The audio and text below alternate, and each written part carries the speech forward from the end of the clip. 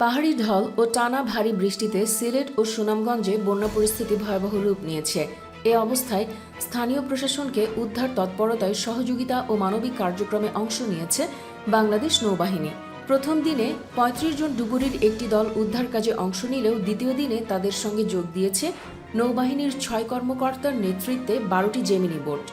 নৌবাহিনী সূত্রে জানা গেছে ৩৫ জনের একটি ডুবুরি দল কাজও শুরু করেছে। এই তৎপরতায় আরও ৬০ জনের আরেকটি বড় দল যোগ দেবে। নৌবাহিনীর পক্ষ থেকে জানানো হয়েছে, সিলেট ও সুনামগঞ্জে বন্যা পরিস্থিতি মোকাবেলায় স্থানীয় প্রশাসনকে সাহায্য করতে কাজ করছে নৌবাহিনীর বোট ও ডুবুরি দল।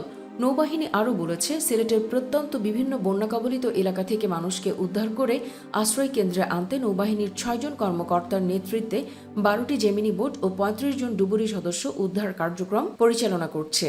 এছাড়া উদ্ধার কাজ পরিচালনায় ১০০ জন বিভিন্ন পদবীর নৌ সদস্য নিয়োজিত রয়েছেন।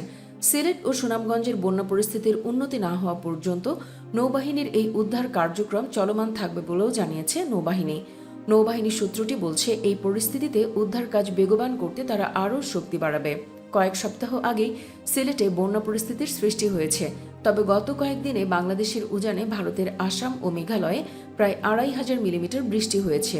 ওই পানি ঢল হয়ে বাংলাদেশের সিলেট বিভাগের সবকটি জেলায় প্রবেশ করে, ফলে বন্যা পরিস্থিতির ভয়ানক অবনতি হয়।